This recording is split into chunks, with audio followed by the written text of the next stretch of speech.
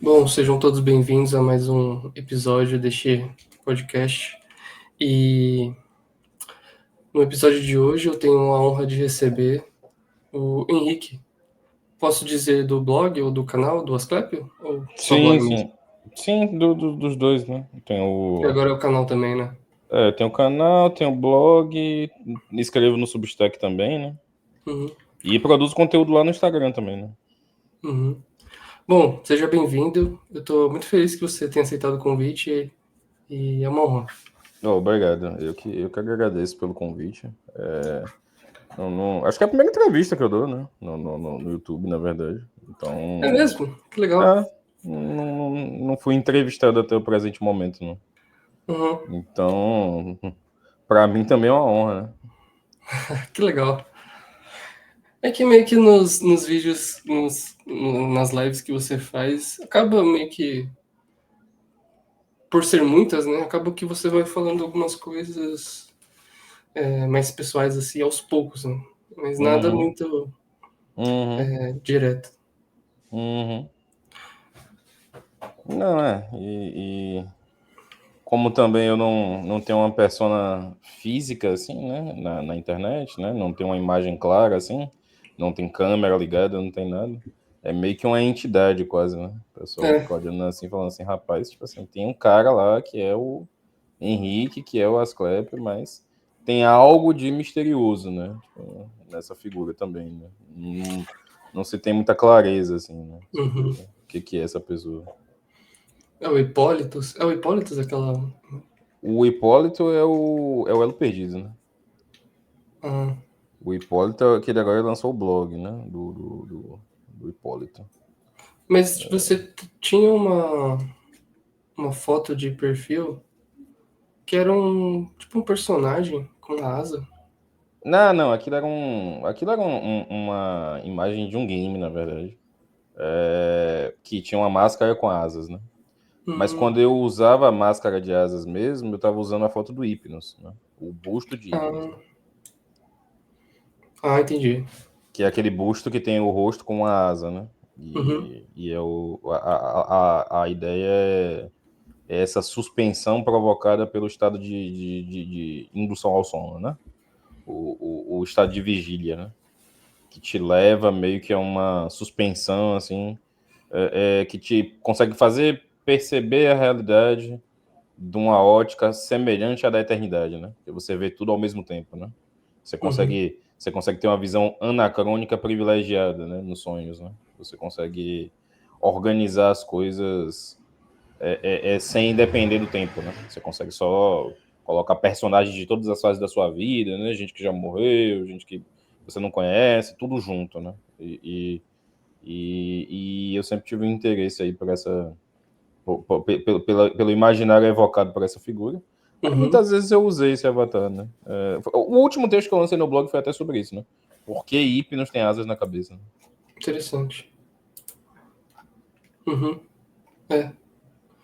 Eu cheguei a ver a postagem sua, mas eu não peguei pra ler. Essas duas últimas Uhum. semanas foi bem punk. Sim.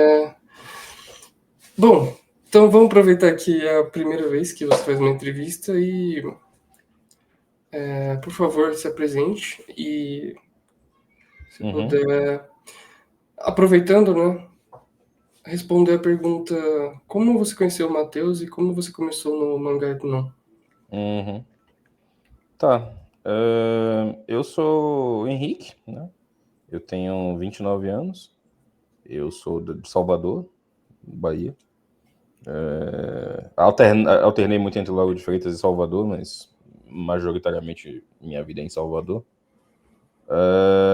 Eu fui estudante de arquitetura, né? Há alguns anos atrás. Não me graduei, mas fiz uns bons anos de faculdade. Na época eu fui aluno na UFBA e eu não sabia muito bem direito na época o que cursar, porque acabei a escola meio cedo, passei no vestibular, tinha uma certa afinidade com desenho e com exatas na época, então parecia uma escolha mais ou menos razoável, mas era uma coisa meio especulativa, né? Não tinha, assim, um caráter muito assertivo. E eu me joguei, né? Fui ver o que dava disso. Descobri que eu tinha afinidade com muita coisa da área, mas que eu não tinha interesse pelo próprio ofício, né? Uhum. Muita coisa ao redor que era tangencial à área, a interdisciplinaridade, né, da matéria me interessava, mas o ofício em si, né, quer dizer, a coisa de você realmente ser uma pessoa preocupada com o tectônico, né?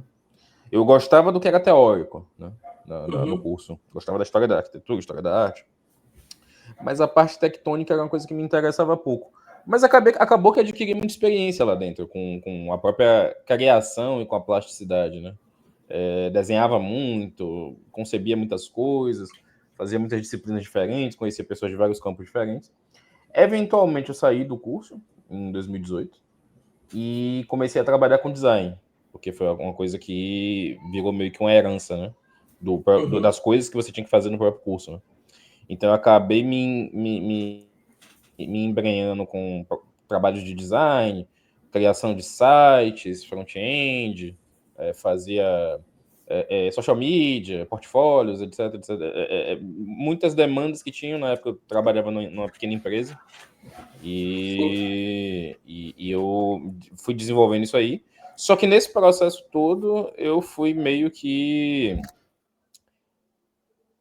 fomentando cada vez mais esse interesse por cultura, né? Muito já de lá dos primórdios, lá quando eu tinha meus 16, 15, 16 anos. Na verdade, era uma experiência que para mim era muito importante desde criança, desde a infância. Essa questão da experiência estética, né? Eu lembro que quando eu era moleque, o que eu mais gostava de consumir era revista é, é, é, é, é, que tinha muita ilustração, muito desenho, revista de anime, revista de é, é, é, quadrinizações, livros de fantasia, etc, etc. Eu era uma criança muito apegada ao abstrato, né? Mas isso aí foi meio que timidamente se desenvolvendo ao longo do tempo. E lá para os meus 16, 17 anos, na internet, eu comecei a ficar mais obcecado com isso, né? Mais interessado por isso. Só que aí tiveram vários períodos, né? Vários altos e baixos. Quando eu saí da faculdade, lá para 2019, foi quando eu acho que eu comecei a me dedicar mais a esse interesse como uma busca mesmo. E aí eu conheci muita gente na internet, muita gente diferente, contato com gringo, maluco de cinema, contato com cientista doido, com todo tipo de gente nessa época, meio que para ter um horizonte de consciência um pouco maior. Na época eu não era católico ainda, né? Uhum. Eu fui criado em ambiente católico, minha mãe é católica, mas eu acabei me afastando da religião quando eu tinha uns 13, 14 anos. E foi então uma jornada de retorno, né? Que foi quando eu me converti efetivamente em 2022. Né? E nesse período foi quando eu conheci o Ciquetnon, e eu conheci o Ciquetnon através do Magal. Né? O Magal, ele conheceu primeiro, e ele, porque, salvo engano, ele tinha chamado o Matheus para fazer uma live, um podcast, na verdade, não foi nem uma live na época. Eles faziam podcasts gravados, né? Com edição e tal, bem a moda antiga. E ele foi gravar um programa sobre Hamlet. E aí o convidado foi Matheus. E aí eu ia participar desse programa, mas acabou que não deu certo. Eu fiquei de fora. E aí eu acabei ouvindo por fora, assim, o que que eles falavam, e achei o programa muito interessante. Comecei a ver o canal do Matheus, né, nesse período aí, e acabei entrando no chat privado dele, do Telegram, na época, que ele tinha Uhum. acabado de lançar. E desse chat privado a gente começou a ter contato. A gente começou a conversar. E a gente começou a conversar bastante, a gente foi descobrindo assim um olhar comum assim para poética, e foi uma época também que eu estava me abrindo mais para essa questão do simbolismo, até pela recém-conversão, comecei a me Uhum. interessar mais pelos problemas do simbolismo. e eu fui meio que me integrando naturalmente. Fazia muito um discurso já que era preliminar ao que veio ser o Mangá Ethnon, já nesse chat interno, né? Fazia muito uma tentativa até de doutrinação lá dentro, né? No sentido de o pessoal falava muita besteira, muito escrúpulo, porque não pode ler literatura, porque eu sou católico, não sei o que. Eu falei, mas o problema é que você não é católico, você é burro, né? E aí, e aí o bicho pegava lá dentro, mas acabou que começou a se formar uma nova perspectiva, né? Na época tinha um espírito bem combativo em relação a essas besteiras. Sim. E quando o Mangá não surgiu, eu não estava exatamente no começo, porque quem criou o projeto foi o Rikishi junto com o Matheus, né? Eles queriam fazer um canal para comentar o One Piece semanalmente, e Hunter x Hunter. Comentar os mangás que estão sendo lançados semanalmente. E eu acabei sendo convidado para participar de algumas lives, e acabou que eu simplesmente fui ficando. Eu simplesmente encaixei logo de cara, deu certo, e eu fui ficando. Sim. Então eu fui ficando, e aí as lives começaram a se tornar mais ambiciosas, né, na medida que eu fiquei. Porque aí parou de ser simplesmente sobre o semanal, a gente começou a querer falar de temas. A gente começou a querer tratar de temas mais difíceis de falar, porque no começo se faziam lives temáticas sobre, sei lá, Jojo, desenho da Cartoon Network, etc, etc, etc. Mas a gente queria ir além, né? Queria realmente pegar o que tivesse de melhor da cultura. Então a gente começou a fazer lives sobre... Acho que o marco, nesse sentido, foi a live do Evangelion, né? A gente fez uma live sobre o Evangelion, uma mega live, 4 horas de live. E foi a primeira grande live, assim. Essa e a live do Saint Seiya, que tinha sido feita um pouco antes. Foram duas grandes lives, assim, que eu acho que marcaram, assim, mais ou menos o que veio a ser o canal depois. E aí, desde então, o canal começou a ganhar corpo, nesse sentido. A gente ainda fazia, na época, os comentários semanais, mas tinha uma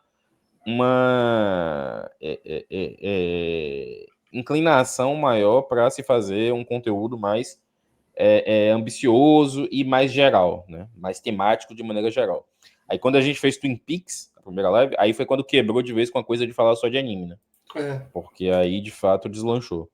E aí, a partir disso aí, a gente foi tomando... O negócio foi tomando forma mesmo. Começou a falar da cultura otaku e nerd na internet. Começou a falar de animes muito obscuros. Como?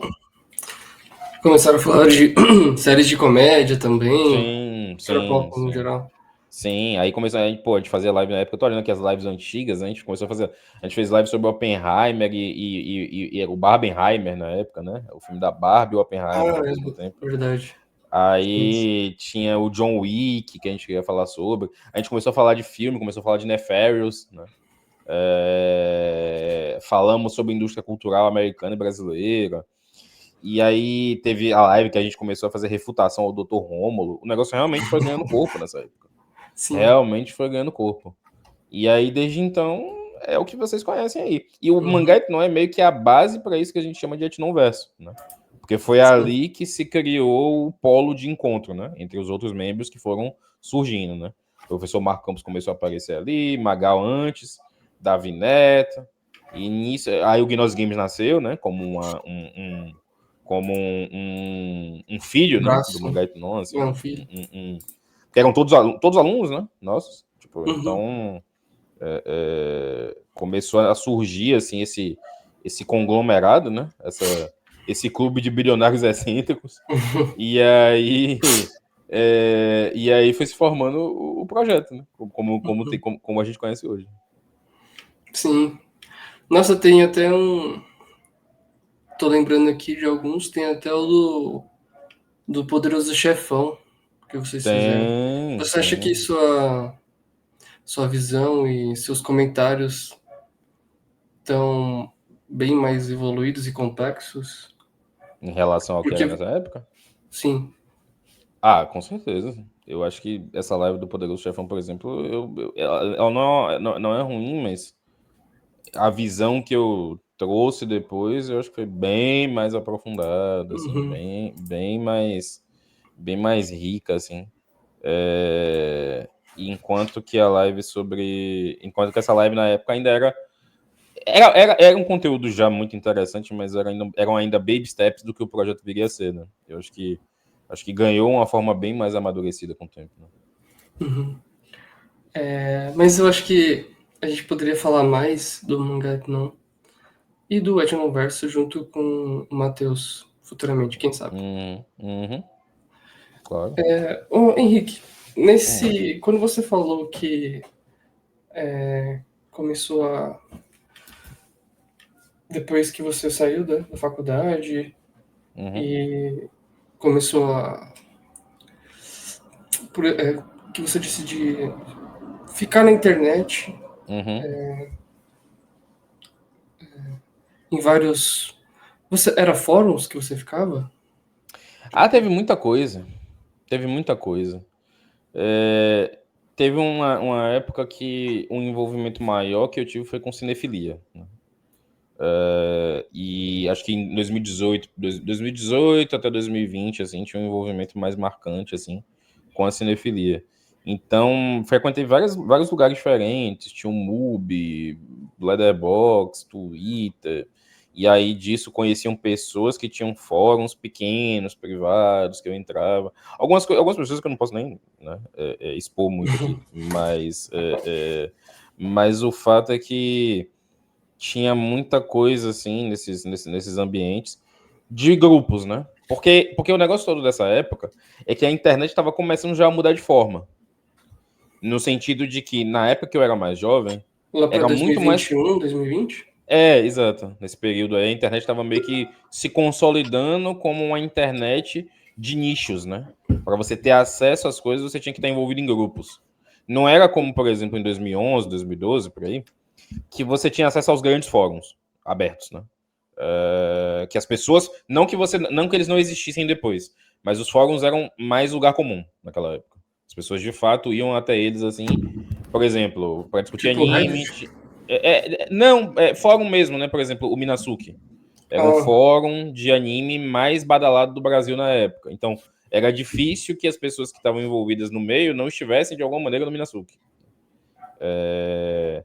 E a Project, as comunidades no Orkut, Facebook, tinha muita coisa em atividade naquela época. Quando chegou mais essa fase, assim, mais para 2020, 2021, eu comecei a notar que o negócio começou a virar cada vez mais restrito a pequenos grupos que você formasse. As panelas, né? Basicamente. Tipo, você tinha que participar dos grupinhos para você ter acesso às coisas. Não tinha mais um acesso. Assim, você tem um acesso público para as coisas, beleza. Mas é um acesso ruim. Não é um acesso bom mais. É um acesso indiferenciado. É um acesso. É o que é hoje em dia, se você quiser entrar num grupo muito grande, por exemplo, de WhatsApp ou de Telegram, de qualquer comunidade dessas. Em geral, vai ser meio ah, macacada. sim. Vai ser meio Uhum, macacada. Tipo, vai ser um negócio meio gritaria, né? uhum. Então, para você ter acesso aos lugares onde as pessoas eram mais civilizadas e estavam compartilhando conhecimento, você tinha que ficar basicamente investigando. Era um trabalho meio de detetive, assim. Ah, É, sim. e acabou que foi esse o processo assim pelo qual eu passei, sabe? Ah, De então você não chegava a produzir nada, né? Era mais não, pesquisar, comentar, compartilhar é, alguma coisa.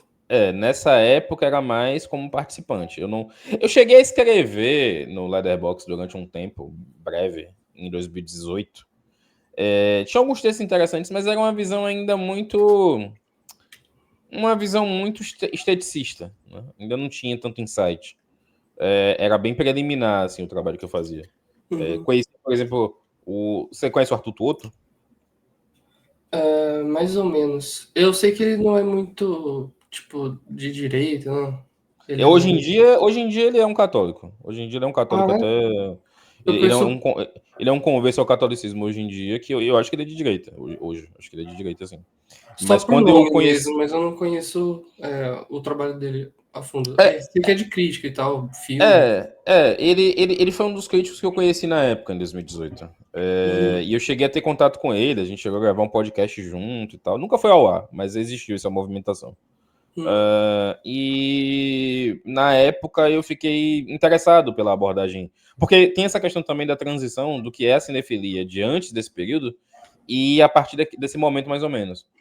Em 2011, 2012, até 2015, mais ou menos, eu acho, o horizonte de consciência para o cinema do brasileiro era bem limitado, no sentido de referentes mesmo. Uhum. Em geral, as pessoas gostavam mais dessas coisas que são carta marcada em listas da Sight and Sound, sabe? Ou dessas listas públicas mesmo, ou dos críticos mais famosos, como Roger Ebert. E era bem limitado a esses referentes. O pessoal gostava de Bergman, alguma coisa do Hitchcock, do Kubrick. E isso era meio que o quão longe elas iriam nessa busca pelo cânone. Mas Uhum. as outras coisas, um aprofundamento maior no cinema francês, por exemplo, ver um Cocteau, ver um Eric Romer, Jacques Rivette, Alain René, ver qualquer um desses diretores, ver os diretores alemães, que não eram exatamente do expressionismo alemão, mas ver um Fassbinder, um Herzog, era uma coisa mais fora do alcance naquela época. E com o tempo isso foi crescendo. E esses críticos de Twitter, que frequentavam muito o Twitter, Tuoto, todos esses críticos que ficavam no Letterboxd, Felipe Furtado, etc., eles eram pessoas que estavam apresentando ali para a galera meio que um mundo mais amplo. E não é que para eles aquilo fosse novidade, eles já estavam cultivando aquele conhecimento há um bom tempo. Mas eles eram meio que os ratos de locadora, sabe? Uhum. Eles eram meio que os nerds mesmo da parada. Enquanto que, em geral, o pessoal ainda tinha um conhecimento bem superficial. Então, quando eu tive contato com essa galera, eu comecei a notar uma mudança geral, assim, do horizonte de consciência, assim, desses assuntos. Eu comecei a me interessar mais pela ideia mesmo da crítica de arte. Da crítica, Mas, através da crítica de cinema, eu comecei a me interessar pela crítica de arte. e, assim, duas coisas, né? E foi nessa época que você começou a ver esses filmes. Tinha alguma exposição antes, mas Uhum. rarefeita. Tipo, tinha um certo entusiasmo, mas ainda era uma coisa meio mitigada. Depois eu fui crescendo, tipo, na pesquisa, né? Eu tinha Uhum. alguns amigos também na época que também estavam interessados. E a gente foi meio que crescendo junto, de certa forma. É porque, assim, na onde você estava frequentando, na bolha, né? Provavelmente ficou mais claro para você que esse horizonte de consciência se ampliou, né? Uhum. Mas fora dela, você acha que tá na mesma coisa ou também se ampliou, mas não tão a fundo assim, mas de uma certa forma Ah, maior? ampliou, com certeza. Hoje em dia as pessoas sabem o nome de diretores e de filmes assim que elas não conheciam direito antes, sabe? Mesmo que elas não tenham penetração nesses referenciais, eu acho que, de maneira geral, o acesso à cultura no Brasil virou uma coisa que parece que, pro bem ou pro mal, virou uma coisa mais pretensiosa, vamos colocar assim. Porque na minha época pegava muito mal o pessoal gostar de coisas que são difíceis de entender, né? Tipo, gostar de Evangelion, né? Gostar de Lane, gostar de filme do Tarkovsky, essas coisas. Hoje em dia eu vejo tanta gente que gosta disso. Muita Uhum. gente mesmo. Muita gente, de várias bolhas diferentes. Sabe? Então, Sim. eu acho que houve uma expansão, com certeza. Se isso foi pro bem ou pro mal, eu não sei. Mas que houve uma expansão, houve. É, porque, olha, assim, eu não sou muito conhecedor. Eu não tenho um grande horizonte de consciência cinéfila, né? Uhum, Mas a minha percepção é que depois desse marco que você diz, pós-pandemia, né? uhum, Principalmente, assim, na bolha católica e tal, uhum, foi, ou até mesmo, não católica também, mas Brasil Paralelo, uhum. Verso, né? Sim. Buscou-se mais referências culturais, né? Uhum. Buscou melhores referências de filme e tal, que não Embora, fosse... embora nem sempre com muito sucesso. Sim, sim. Buscou esses filmes diferentes, ou que... Acho que não só porque só tem muito filme ruim ultimamente, mas Uhum, buscar os clássicos também, né? Os filmes mais uhum, clássicos. uhum, Então acho que talvez de você estar numa bolha mais específica, mais crítica, né? Uhum. Tenha se ampliado, né? Mas fora dela também houve esse. Sim, sim, sim, houve. Embora na direita ainda se seja muito alérgico à cultura, né? De modo geral. No sentido de que o pessoal ainda tem uma noção assim do que é cultura e do que é arte bem ligada ao que eles entendem como uma espécie de braço estendido do catecismo, né? Uhum. O pessoal meio que se preocupa muito com o elemento didático, né, da cultura, com o elemento que de alguma forma possa ser instrutivo em relação à boa moral e mais do que a boa moral, acho que é os próprios bons costumes, né, as próprias boas formas, né, meio que criar inspirações, né, culturais, né, querer ter um exemplo de como se orientar na realidade, né? Então o pessoal vai valorizar muito qualquer obra, por exemplo, com um aspecto mais monárquico, né? Um aspecto mais católico, mais conservador. Vão querer sempre enfatizar muito o valor nessas obras, né? Mas nisso também acaba que rola também um engessamento, né? No sentido de... Porque avançou o referencial, em certo sentido, mas não avançou o entendimento, né? Do que é cultura. Hum. Não É isso, avançou muito isso. exato, era isso que eu queria falar. Tipo, antes de falar da questão da crítica cultural, Uhum, porque provavelmente tem ligação, né? É a questão do entendimento do que é cultura, né? uhum, Porque existem os vícios de você querer ter mais cultura, mas com aquilo que é tipo um cânone engessado, que nem você disse, né? uhum, Ah, você quer assistir filmes, assine, sei lá, o Brasil Paralelo para. Ah, mas você não pode ver anime, ou você não pode ver uns filmes mais abstratos, tipo David Lynch, esse tipo de coisa, sabe? O que, de fato, é ter um bom horizonte cultural e por que que ele tá meio esquisito, principalmente na direita brasileira? Acho que tá esquisito em tudo, né? Em primeiro lugar. Acho que tá esquisito também na esquerda. Mas Assim, eu acho que tá esquisito de maneira geral. Mas, assim, acho que tem vários. É um problema muito complexo, né? Isso aí. sim. Tipo assim, é um problema que, em primeiro lugar, eu não vou aqui pretender dar uma resposta exaustiva, né, sobre isso. É uma longa pesquisa, na verdade, um entendimento, assim, do que acontece para que haja tanta confusão, né, nesse departamento, né? Sim. Mas, de modo geral, eu tenho a impressão de que, em primeiro lugar, você tem um problema do lugar que a cultura passa a ocupar para as pessoas. E nisso você tem uma relação direta com a fundamentação e a fomentação ou não de uma classe letrada, né? De uma classe intelectual, né? No país. Porque a classe intelectual e a classe letrada do país, ela, do ponto de vista acadêmico, tem um certo cartel, né? Um certo cartel, assim, da esquerda, que quer meio que fazer um cânone artificial e fomentar um cânone artificial da cultura, né? Então, quais são os referentes? Vão ser normalmente todos os elementos poéticos que estejam ligados a tudo que a gente pode chamar de tectônico ou de uma identidade nacional que de alguma forma também possa flertar com a cultura de massa global. O projeto da Tropicália tem um tanto disso, né? Desse caráter. O projeto da MPB, né? Do Caetano Uhum. Veloso, do Gilberto Gil, etc, etc, etc.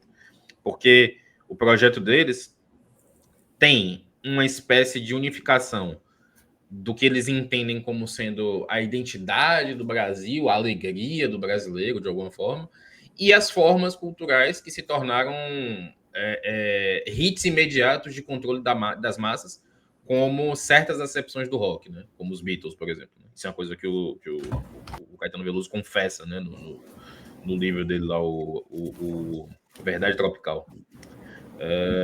E você vê que eles estão interessados de fato em ter um entendimento de como que é a mecânica da indústria cultural, né? O que de fato pega as massas, o que pega o imaginário coletivo, o que hipnotiza as pessoas. E isso eu acho que virou um grande projeto panteísta assim, da cultura, que abraçou assim, o país, assim, tomou conta assim, das capitais, principalmente, e principalmente dos grandes eventos culturais que a gente entende como sendo a atração a ser esperada no Brasil. Então, os shows, as turnês, os eventos desses grandes artistas internacionais, o carnaval, todos esses eventos assim de grande mobilização cultural, eles se tornaram elementos que, em última análise, são suceranos de um projeto globalista mesmo, né? São reflexos de uma imagem cultural do que o globalismo quer pregar, né? Que é uma espécie de relativização completa dos valores e, ao mesmo tempo, um espaço falsamente igualitário para os etnos, né? Ah, todo mundo tem espaço, todo mundo tem sua identidade, só que, na verdade, a identidade que todo mundo usa para expressar essa identidade inata é simplesmente uma imagem moderna das coisas, né? Então, a arquitetura é o quê? Modernismo. Ou pós-modernismo. A literatura aqui, ela passa a ser, no final das contas, uma vulgarização musical. O que é permitido aqui como romance e o que é enfatizado aqui como romance desejável, de alguma forma, para o brasileiro, são romances relacionados a movimentos extremamente desprovidos de espiritualidade, né? Tanto dos referenciais românticos como os referenciais pós-românticos na literatura. Então, vai se valorizar muito qualquer coisa que tenha surgido dos referenciais naturalistas, por exemplo, na literatura. Vai se valorizar muito aquilo de que se tenha pouca compreensão, né? Vai se valorizar a obra do Machado de Assis, mas você não entende direito o que é a obra do Machado de Assis. E meio que por essa imagem estética assim, de uma vida decadente, de uma boemia, de uma cornitude generalizada, dessa coisa dos romances de idas e vindas do brasileiro, eles meio que vão fomentar esses referenciais para que isso seja a imagem cultural do país, que é uma espécie de esteticismo dissolvido pela falta de entendimento e pela falta de razão. Então tem muito aí uma imitação erótica das formas, assim, da relação do brasileiro com a cultura hoje em dia. E nisso, o que acontece? Eu tô falando aqui do lado A, do lado B do problema, do lado da esquerda. Eu tô falando do que virou meio que a norma e o status quo. Aí você tem a reação da direita em vários aspectos e em vários autores diferentes, né? Se você pegar desde a obra de Gustavo Corsão, da obra do Bruno Tolentino, da obra do Olavo de Carvalho, da obra de todos esses autores que, ao contrário de afirmar uma tradição naturalista e tectônica do Brasil, quiseram afirmar uma tradição intelectual do Brasil, uma tradição histórica da vocação lusitana do Brasil. Eles são autores que passam a viver nessa margem, nessa tentativa de rebelião, né? Nessa tentativa de quebrar com essa imagem antiletrada, anti-verdadeiramente cultural, que as falsas elites estabeleceram por aqui. Então, criaram-se várias elites, várias lideranças intelectuais. Projeto Uspiano, todas essas corruptelas, coaching, etc, etc, etc. Começou a se criar uma relativização intelectual e cultural que parece que ajudou a estabelecer com muita clareza um projeto de cultura anticultural. Uma cultura que, na verdade, só serve a um papel, que é entreter e alienar. Então, a cultura meio que vira sinônimo de entretenimento. A cultura meio que vira sinônimo de indulgência, de hedonismo. Mas ela não vira sinônimo de significado e nem de esclarecimento, de uma tentativa de entendimento da realidade por meio dela. E aí é isso que essa tradição dos intelectuais que estão ligados, de fato, à história sacra, em alguma medida, tentam puxar, tentam resgatar, tentam trazer para perto, né? Se você pegar a obra do Manuel Bandeira, por exemplo, aquilo sim deveria ser um referencial do que é a história sacra do Brasil e que é a tradição poética do Brasil. Um cara que dominou todos os estilos possíveis de se fazer um verso. E ele, de fato, é um representante dessa vasta erudição que os homens das letras tiveram que obter depois do fim do romantismo no Brasil. Meio que até para poder ganhar distinção e reconhecimento. Você pega, por exemplo, esses autores como Lima Barreto, Machado de Assis, eles eram imensamente eruditos em relação, por exemplo, aos antigos autores do romantismo, que não eram grande coisa nesse sentido.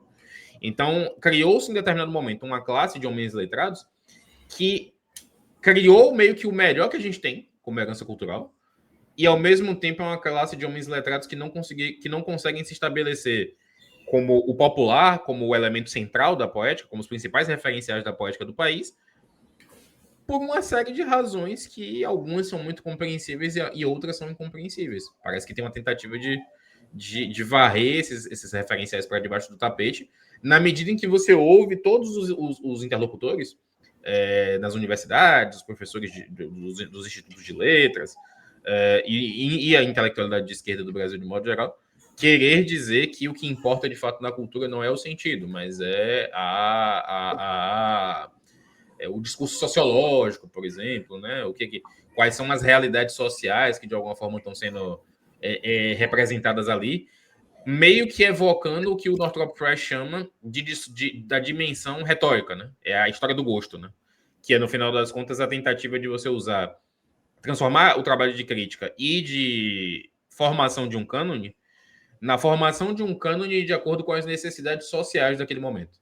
Então, a esquerda tem certas necessidades, ela fomenta um cânone a partir disso. Nós, da direita, temos outras necessidades, e a gente está na luta de tentar fomentar um cânone em torno disso. A nossa necessidade gira em torno do reconhecimento do papel histórico ligado a uma vocação universal do Brasil, né? Que é a vocação do papel do Brasil nas grandes navegações, na evangelização, né, do mundo. Então, a gente está tentando meio que trazer de volta esses referentes e eles meio que não querem que isso aconteça. Então, tem uma queda de braço aí acontecendo. Só que nesse processo da direita querer fazer isso, parece que houveram seduções no meio do caminho em que vários grupos que deveriam se intelectualizar de fato ficaram muito seduzidos por um projeto de reconhecimento social, de ganhar dinheiro, de fazer coaching. Então, não dá para você dizer que está todo mundo unido em torno dessa causa. Na verdade, a maioria não está. Não tem tanto interesse assim por parte do grande coletivo assim da direita e um resgate exatamente cultural. É uma tentativa de obter o poder, né?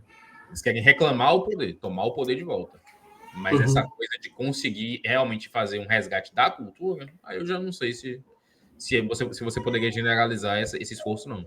Eu acho que ele acaba restrito às pessoas que, de fato, buscaram uma educação, né? E que estão buscando uma educação. Perfeito, perfeito. E onde que você acha que, a partir disso, como que a crítica cultural é relevante? Porque como que ela se distingue de só uma opinião sobre algo, sobre uma obra, e qual que é o fim dela? E se o fim dela está relacionado com esse resgate da verdadeira cultura? O fim dela está relacionado à formação do cânone, né? À criação do cânone. Porque, por exemplo, o Harold Bloom, ele, que é o crítico literário americano, ele escreveu um livro chamado The Western Canon. Esse livro é um livro no qual ele coloca autores como o José Saramago na lista, entre os autores. O José Saramago, até aquele momento, ele não era exatamente um autor benquisto na intelectualidade anglófona. Mas ele passa a ser, porque meio que o crivo da autoridade da palavra do Harold Bloom acabou colocando-o ali. Então, o crítico ele tem um papel fundamental na formação do cânone, né? Ele tem um papel fundamental. Otto Maria Carpo, por exemplo, no caso do Brasil, né? Fundamenta o cânone brasileiro de forma estrondosa, né? É muito importante para você entender o que é o cânone brasileiro, é você entender o que é a obra do Otto Maria Carpo. Então, os críticos que chegam a termo na sua finalidade, eles não estão lidando simplesmente com meras opiniões. Por que não são só meras opiniões? A introdução da anatomia da crítica, do Northrop Frye, ela vai falar sobre a diferença entre a ciência da crítica e entre a ideia simplesmente de que o crítico é simplesmente um gostista, né? Ele está simplesmente fazendo notas de rodapé no jornal, etc, etc, etc. E o que ele fala sobre isso? Que existe, de fato, uma diferença fundamental no sentido de que a crítica ela não é simplesmente uma extensão da criação artística ou, ou um trabalho que não tem uma finalidade epistêmica. O crítico ele tem uma dignidade epistêmica, e ele tem que ter. Só que se recusaram a seguir os passos de Aristóteles. Nesse sentido. Porque Aristóteles fundamenta o que é o centro da crítica com a poética. A poética ela é responsável por tudo que tem a ver com a atividade criativa, até o momento em que ela é completamente deixada de lado nessa cisão da arte moderna, dessa criação das novas poéticas, meio que ali pelo iluminismo. Mas até aquele ponto, a poética de Aristóteles ela é quase tirânica nesse sentido. De que o ideal da mimesis é uma coisa muito importante para o imaginário ocidental. A alternativa a isso, legítima, sendo basicamente a criação dos ícones bizantinos, por exemplo, né? A criação de obras que têm o intuito de não serem miméticos, mas de serem abstrações religiosas, né? Mas fora disso, fora dessas duas estéticas, no que diz respeito ao cânone ocidental, você tem um crivo, uma palavra de autoridade, autoritas no sentido clássico, assim, de fundação, de invenção, de estar realmente no começo e no fim desses projetos, que é a poética de Aristóteles. Então, Aristóteles ele é o grande crítico cultural, né? Universalmente falando. Ele é o grande crítico cultural.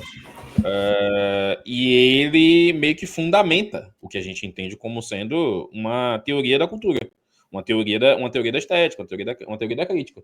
E é assim que o Frey quer continuar o projeto dele, né? E o Frey é claramente o receptor de Aristóteles do século XX, o maior crítico literário do século XX. O Frey ele chega no papel de continuar essa tradição, falando, não, a gente tem que agora prestar atenção em quais são os pressupostos epistêmicos para poder fundamentar o trabalho do crítico. E nisso você precisa criar um framework conceitual. Você precisa criar um conjunto de conceitos, de estruturas que possam ser reconhecidas universalmente nas obras. Mais ou menos universalmente nas obras. Claro, tem sempre uma margem de variação nisso. Vão ter tradições críticas que vão falar sobre um intuicionismo, como o Croce, por exemplo. Ele vai defender um intuicionismo na avaliação das obras, porque ele acha que não é possível você replicar uma estrutura que seja válida universalmente, né? Vão ter obras que vão ser muito complexas em suas estruturas internas e elas vão precisar de um juízo próprio. Isso também faz parte da tradição. Mas isso não quer dizer que você não precise de um framework mais ou menos reconhecível, meio que para estruturar, realmente criar um ponto de referência, um axis mundi, dentro da teoria. Então você precisa ter um conjunto de autores que constroem uma espécie de teoria lógica da crítica, assim, uma espécie de teoria metafísica da crítica, em que você tem aquele conjunto ali de valores que fundamentam realmente o que está sendo representado, né? O que está sendo delineado, o que está sendo exposto. Então o crítico ele tem um papel em sua acepção mais dignificada, né? Se você levar em conta o que são realmente os grandes críticos, né? A obra do Harold Bloom, a obra do Frey, a obra do Carpo, a obra do Álvaro Lins, do Augusto Meyer, falando aqui de Brasil, né? A obra do Michael Jones, né? A obra do Benedetto Croce, e tantos outros, Samuel Johnson para Shakespeare, você tem Saint-Beuve, que é o grande crítico francês, o próprio José Guilherme Merchior tem um trabalho de crítica literária notável. Você tem uma série de elementos aí de síntese dos problemas históricos da cultura também. Acaba que eles são os melhores historiadores da cultura, de certa maneira. Oswald Spengler também. Eles são os grandes sintetizadores dos problemas. Eles que vão trazer os elementos comuns para se falar de períodos, de estilos, né? Para se falar dos nomes mais fortes, dos nomes mais fracos. E é tudo isso que constrói o que a gente entende como uma narrativa histórica da cultura, a história da cultura, uma teoria histórica da cultura.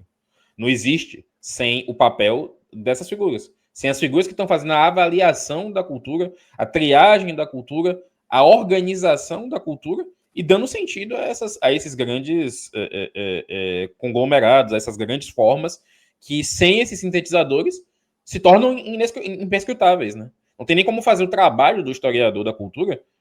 Como é que você vai fazer, por exemplo, o trabalho do Eric Wegelin se ele não tiver a documentação e a doxa dos caras que opinaram, dos caras que avaliaram a cultura de seu tempo, que deixaram registros, que fizeram sínteses do que estava acontecendo, né? Se você não tiver esses organizadores, você não consegue fazer, basicamente, um trabalho de catalogação, de avaliação e de historicismo mesmo do que é a cultura. Uhum.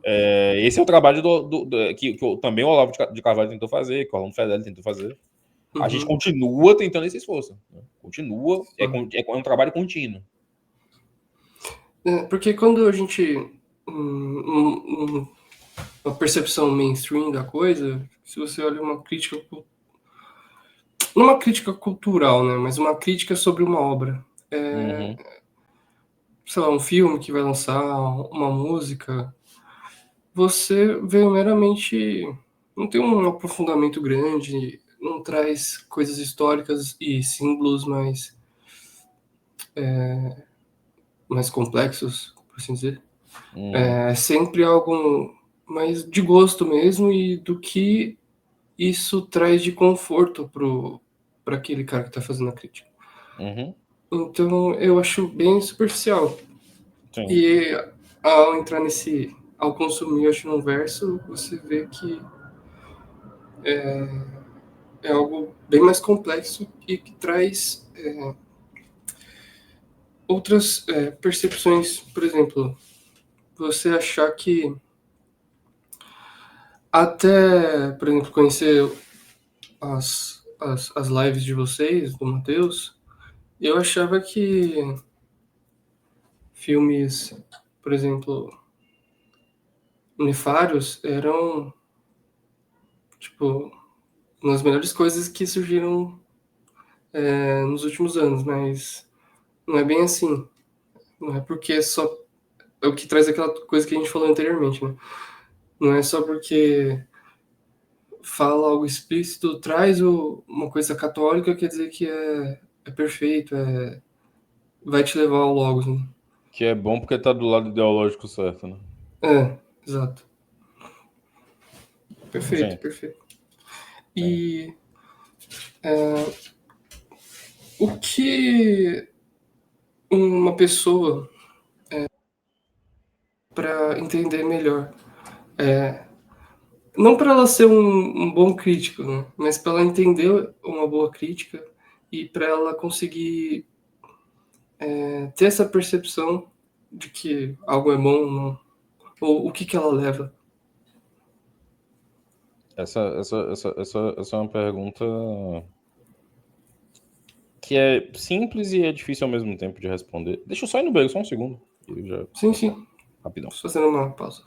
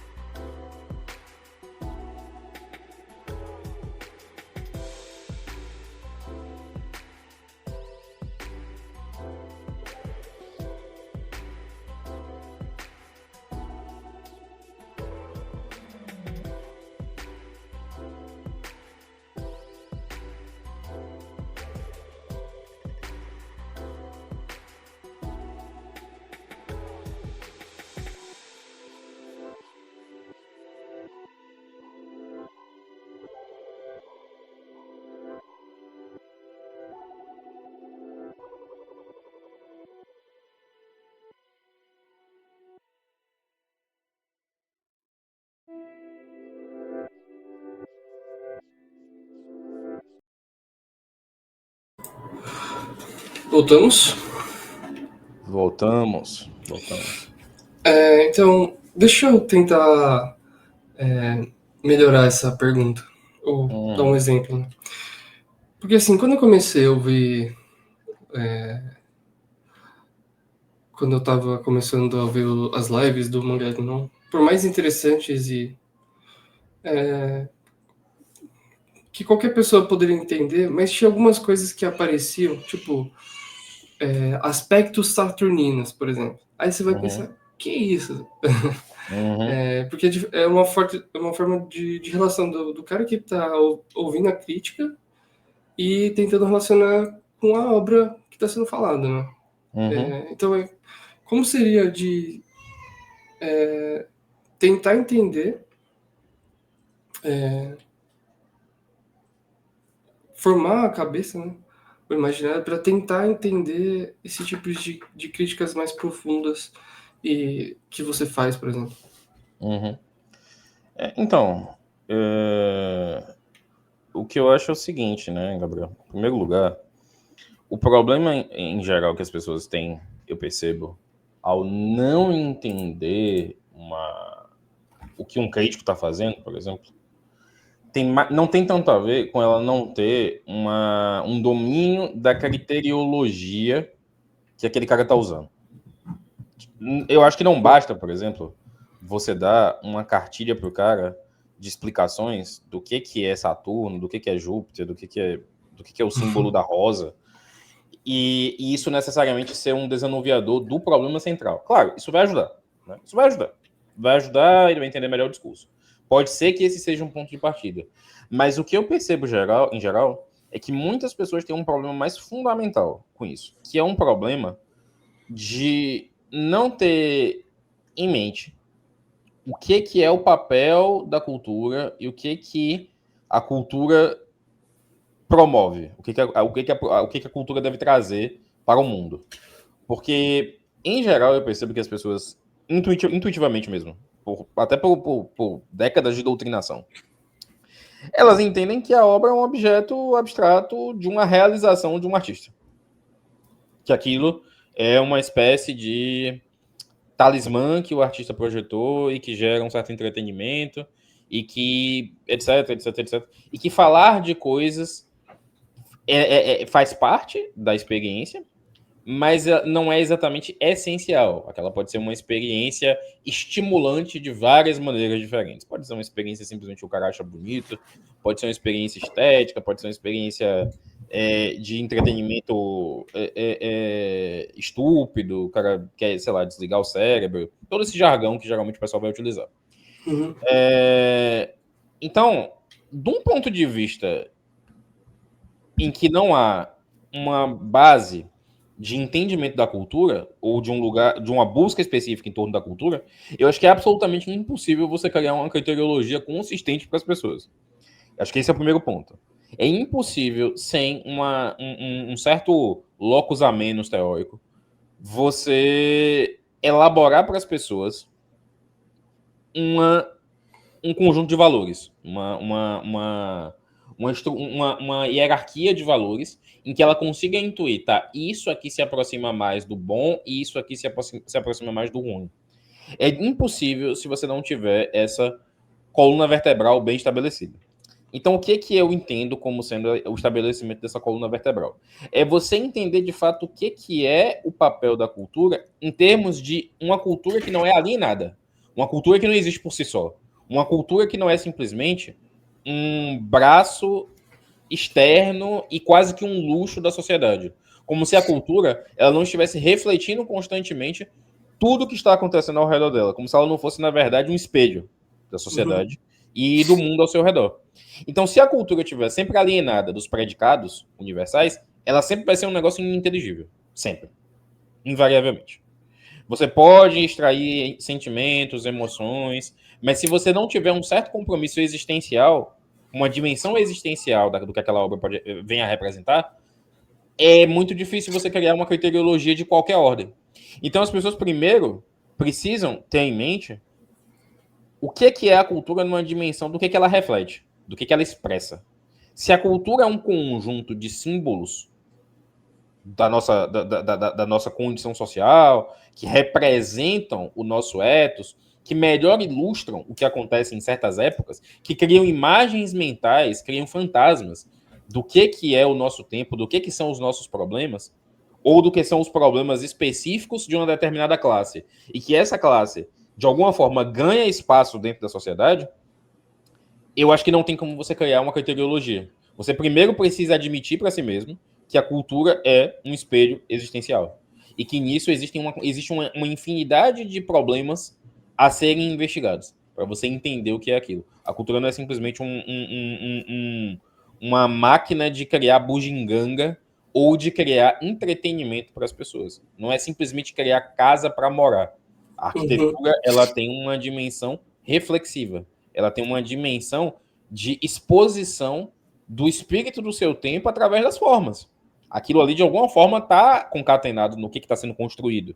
O gosto da época está sendo ordenado. O gosto ele não é um gosto universal. Se você levar uma quinquilharia que se constrói hoje na Faria Lima, um edifício daquele, e você mostrar aquilo para Paládio, para Vitruvio, eles vão vomitar. Aquele negócio. Eles vão achar aquilo absolutamente terrível. No entanto, os críticos modernos têm um gosto completamente alinhado para aquilo. E eu vou falar, a gente nem acha tão feio aquilo ali quanto a gente deveria achar. Uhum. A gente nem acha tão feio aquilo quanto de fato a gente deveria achar. A gente ainda está muito sensorialmente acomodado. A gente acha que em alguma medida normal. Em alguma medida a gente acha normal. Porque é normal em todo lugar. Tá em todo lugar. Uhum. Então, o fato é que para se entender de fato o que você está consumindo, o que você está lendo, o que você está vendo, você precisa ter um entendimento do papel simbólico da cultura. Perfeito. Então é começar, né, do básico. Mas é se perguntar. Buscando coisas boas, né? Começar a se perguntar. Isso aqui é só o que eu estou buscando consumindo cultura? O que eu faço com os meus dias? Eu estou buscando uma atividade contemplativa ou eu estou buscando uma atividade entorpecente? Né? Porque se você está buscando um entorpecente, você não tem como sair dessa matrix de empobrecimento das formas culturais. Para a cultura ser entendida, primeiro você precisa entender que ela tem valor. Uhum. Primeiro você precisa entender por que ela tem que ser entendida. Né? Eu acho que eu entendo isso como uma coisa absolutamente crucial. Sim. Se não houver uma reparação retórica da dignidade da cultura, não tem como você, de fato, se interessar por ela. Uma vez que você se interessa por ela, todas as ferramentas simbólicas vão te ser úteis. Todas. Uhum. Não tem nenhuma que vai escapar ao seu horizonte de consciência. Porque tudo vai ser, no final das contas, uma maneira de melhor entender aquilo que você aquela imagem que você está contemplando, aquele som que você está contemplando, aqueles versos que você está tentando fazer sentido. Mas aí você precisa de fato entender o porquê que aquilo é bom, o porquê que aquilo é importante. Eu acho que isso é absoluto. Eu nunca me cansarei de enfatizar esse problema. Sabe? Uhum. Perfeito. Para explicação. E isso acaba sendo, por exemplo, você vai ter esse entendimento, vai te fazer buscar coisas boas e essas coisas boas vão confirmar, né, o que esse valor da cultura. Né? Sim. Perfeito, perfeito, perfeito. E isso te fez você criar o seu blog? Ou é só um... Não, ou é veja. só de fato aquilo que você busca em ser, o que é um crítico? Ou é mostrar esse... Aquele blog é muito mais do que um blog de crítica, né? Em certo sentido. Eu acho que ali, na verdade, eu estou escrevendo uma narrativa. Né? Se você prestar atenção, o blog ele tem referências internas, né? Tipo assim, os textos eles têm uma certa relação, né? Uns com os outros. Então, a dialética acontecendo ali. Então, eu estou meio que transitando por uma miríade de símbolos para tentar escrever uma certa narrativa. É uma narrativa que é minha, mas é uma narrativa do meu anseio existencial. E o meu anseio existencial acomoda muitos significadores universais. Porque eu não sou só eu sou um crítico, católico, defensor de uma certa tradição, com certos valores. Então acaba que eu sou um avatar de muitas coisas naquele momento, né? No momento da crítica. Eu não sou só eu, né? Não é só a minha personalidade. É a minha tentativa de expor para as pessoas o que deve ser extraído da cultura. O que deve ser buscado na cultura. Qual é o olhar que você deve lançar sobre as coisas. Você ter a capacidade realmente de filosofar sobre a cultura. É o que eu estou tentando expor ali a todo tempo. E é muito bom, né? Inclusive, os seus posts têm sido muito bons, assim. É o que deu para ver nesses dias, né? Na correria, eu acabei só vendo as suas postagens no Instagram, né? Que tanto o Instagram quanto o canal são novos, né? Sim. Ele reflete no que tem no blog ou são coisas diferentes? Tá tudo ligado. Tá tudo ligado. Uhum. Tá tudo ligado. Não consigo fazer uma alienação de uma coisa ou outra, não, sabe? É um grande projeto, é uma grande dialética do que eu estou tentando fazer. Recentemente, você postou um story sobre um poema do Manuel Bandeira, né? Sim. Contrapartida crítica do poema da inversão de simbolismo, né? Da música do Caetano Veloso, né? Eu achei muito bom, muito bom. Porque tá na cara, né? Tá escarachado, assim, o negócio. Porque, pô... Você não... Manuel Bandeira, veja, o Manuel Bandeira, ele tá longe de ser um anjinho fofinho devoto, sabe? Ele é um poeta muito do gnóstico, muitas vezes, sabe? Um poeta com sentimentos gnósticos, assim, extremamente perniciosos. Mas ele não é um cara alienado, de jeito nenhum. Nem um cara vendido. Ele tem um compromisso com a verdade poética. O Caetano Veloso, ele é um cara extremamente afligido pelo mundo. Ele é um poeta quase de pernas abertas mesmo, assim. Ele é um cara que ele tá fazendo um projeto que ele entende como sendo algo nacional, mas que não tem verdade poética, cuja verdade, ou até tem uma certa verdade poética, mas é uma verdade poética extremamente disforme, porque é uma verdade poética de um cara que é alienado, de um cara que tem uma arquitetura interna alienada, uma arquitetura interna solipsista, uma arquitetura interna de valorização das ilusões, sabe? E eu não acho que ele conseguiu em nenhum momento chegar num nível de esclarecimento e de lucidez poética que consiga desfazer essa confusão interna dele. E aí ele vai e ele pega os símbolos que tem uma certa acepção e ele quer fazer uma corruptela disso, sabe? Ele quer fazer uma alienação disso. Ele quer dizer que Santa Clara é padroeira da televisão, que o bom mesmo é poder lançar sua vontade, né, na mídia, não tomar os desdobramentos do novo como uma coisa a se temer, viver meio que um progressismo incondicional, etc. Como se as coisas não tivessem... Como se essas coisas também não tivessem estabilidade da verdade, né? Como se tudo fosse simplesmente uma marcha insensível rumo ao progresso, né? Como se, na verdade, a gente não estivesse vivendo uma decadência, né? Eu acho que é muito complicado, sabe? É muito complicado aquele projeto ali. Para as pessoas que não viram para ver esse post que você fez, tá tipo no destaques?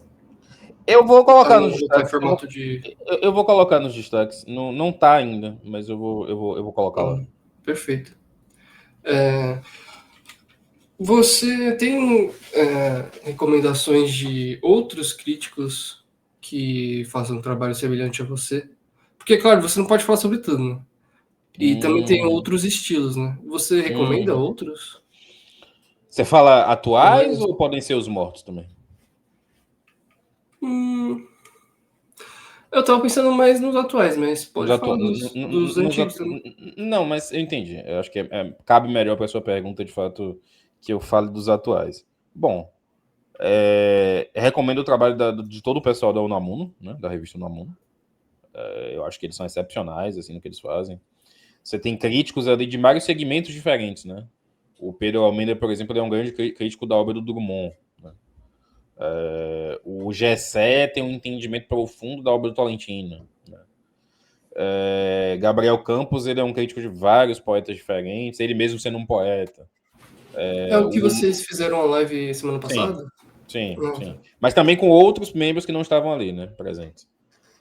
como o Pedro Almeida, o Lucas Lima, o Milton Gustavo, o Alexandre Bacelar. Todos esses caras aí, eles são muito bons. Recomendo, assim, enfaticamente o trabalho deles. É um trabalho, de fato, que também faz parte de um projeto civilizatório, sabe? Um projeto que busca realmente o sentido e o fim da alienação. Fora daqui, eu acho que o melhor crítico cultural do mundo é o Michael Jones. Acho que todo mundo tem que ler a obra do Michael Jones.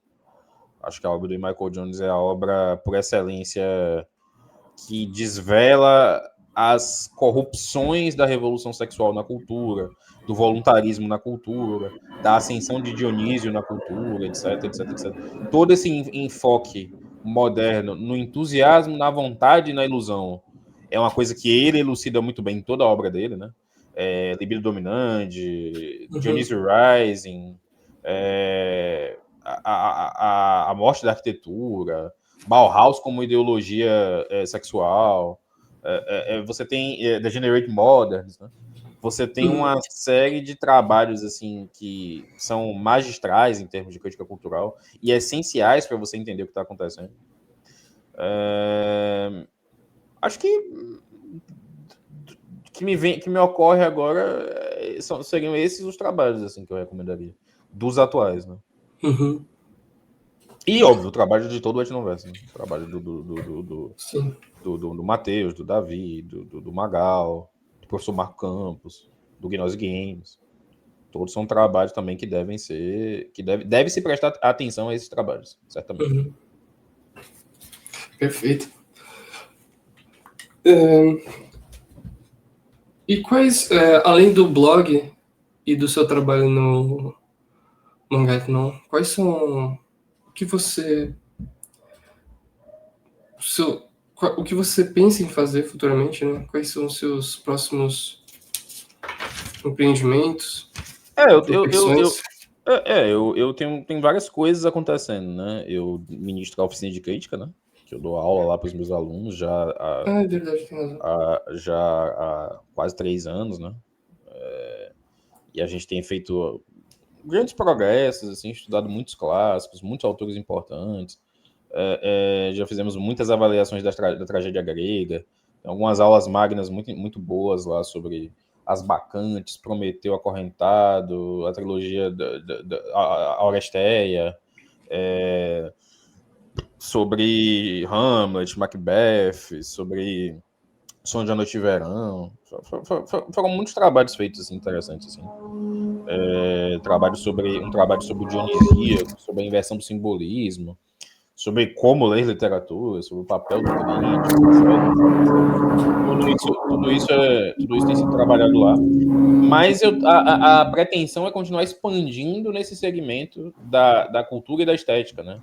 Eu estou dando agora as aulas com o Davi Neto na Academia Hiperbórea sobre história da arte, por exemplo. A gente está fazendo uma avaliação no nosso módulo de estética, né? E eu pretendo levar isso a termo, sabe? Eu tenho um clube de leitura privado também, que a gente está fazendo um estudo da literatura nacional. A gente está estudando o Amanuense Belmiro atualmente, do Ciro dos Anjos. São muitos segmentos assim que eu estou tentando acomodar ao mesmo tempo para poder fazer uma continuidade dessa pesquisa, né? Uma pesquisa que gira em torno das raízes estéticas do Brasil, do que é de fato essa estética do Brasil, o que é de fato o projeto estético do Brasil e como valorizar isso da perspectiva do crítico que fundamenta um cânone, né? Que ajuda a fundamentar um cânone. Então essa é uma pesquisa assim de longa data, assim, né? Uma coisa que não tem prazo de validade, sabe? Pesquisa para a vida toda. Perfeito.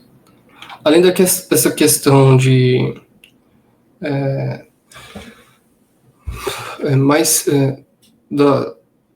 do approach cultural, né?